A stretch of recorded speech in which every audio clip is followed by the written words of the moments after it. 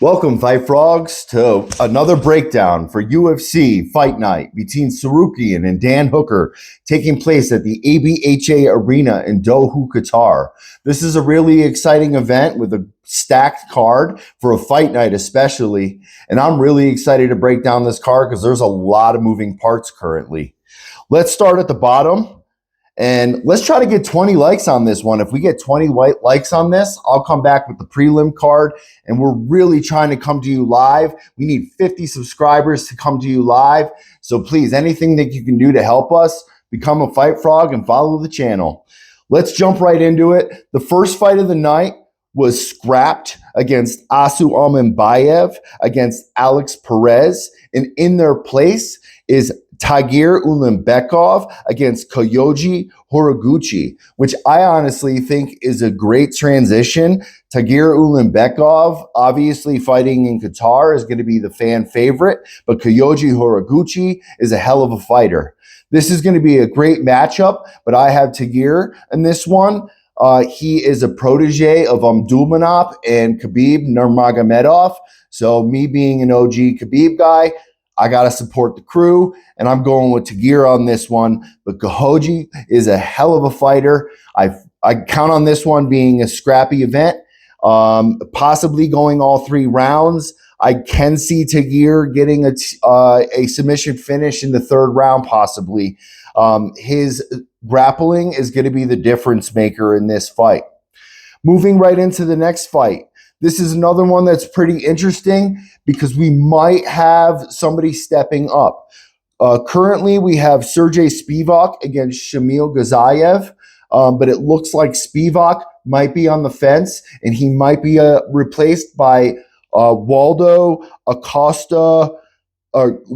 Cortez Acosta, a very athletic fighter. Originally, I had Shamil Ghazayev over Sergey Spivak. I figured it would be a kind of a slow heavyweight event. You know, I give Shamil Ghazayev a slight edge on the feet. His hands are a little bit quicker. He has a little bit better movement. I figured this would be a bit of a slugfest on the feet between Spivak and Shamil Ghazayev. Ghazayev coming off a win and Spivak coming off of a loss. However, if Waldo Acosta steps in for Spivak, I'm actually going to change my bet to Waldo Acosta. I think he's got a little bit more height. He's got a little bit more range. He's more athletic. So in the case that Waldo Cortez Acosta does replace Sergey Spivak in this fight, I'm going to change my pick from Shamil Ghazayev to Waldo Acosta.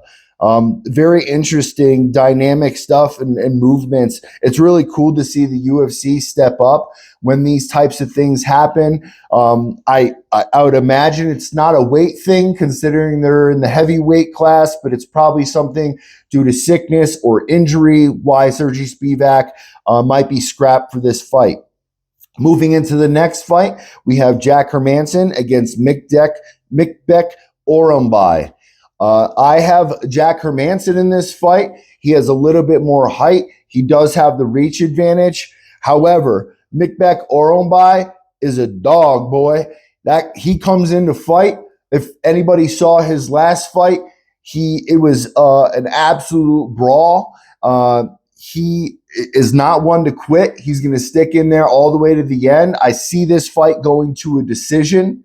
However, I think Jack, with the more rangy reach, will be able to fight off Orombai's explosive and dynamic fighting on the feet and be able to get a slight edge in the victory decision.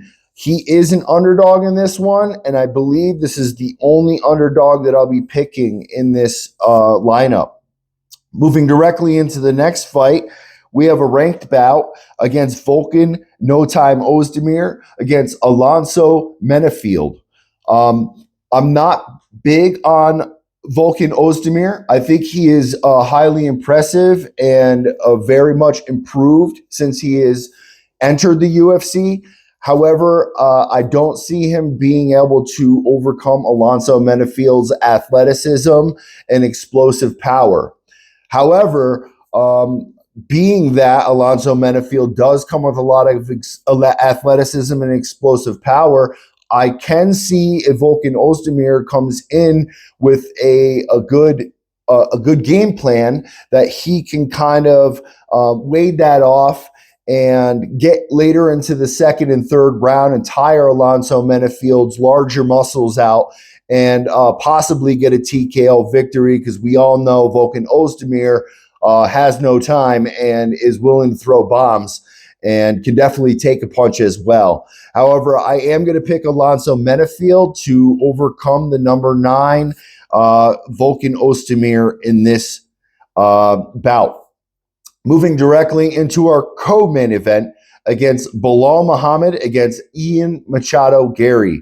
This is a very interesting breakdown, or a very interesting bout between Bilal Muhammad and Ian Machado Gary, because they come with very different styles.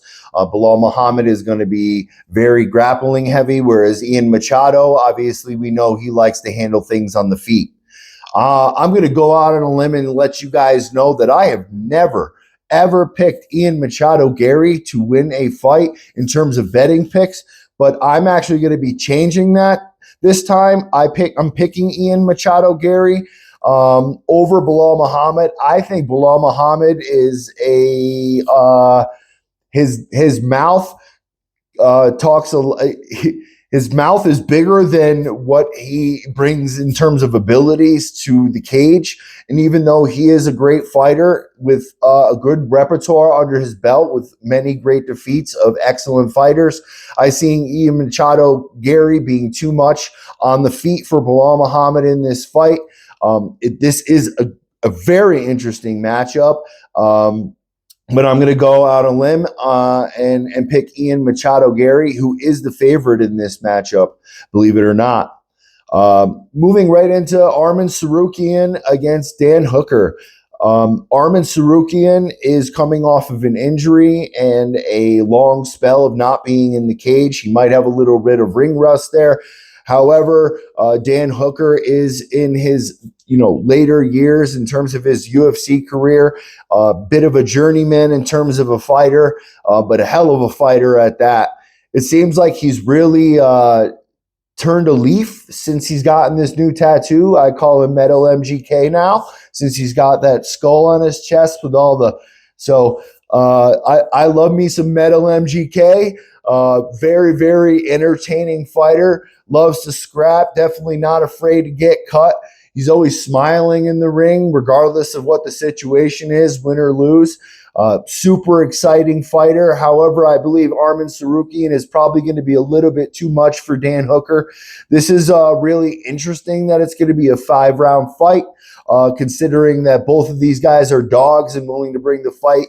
I believe Arman Tsarukyan is a little bit more well-rounded of a fighter than Dan Hooker is in terms of his grappling ability, and I think that's what's going to come into play in this fight. And I believe Vegas is on my side in that, because Arman is coming in as a heavy favorite in this fight. That's honestly a little bit surprising to me, considering how much of a dog that Dan Hooker is. However, Arman Tsarukyan is really designed, and being integrated into the UFC is kind of the next big thing. They're kind of lining up a big matchup between Tsarukyan and Topuria. If Tsarukyan has the ability to come out with the W in this contest. So I'm super excited for this event. Again, if you would like me to do the preliminary card, let's try to get 20 likes on this. And again, I need 50 subscribers to get to the ability to go live, so that I can go live and have fun with all you fight frogs out there for the event coming here in Doha, Qatar at the ABHA Arena. That's about it for me. Have a great day, fight frogs.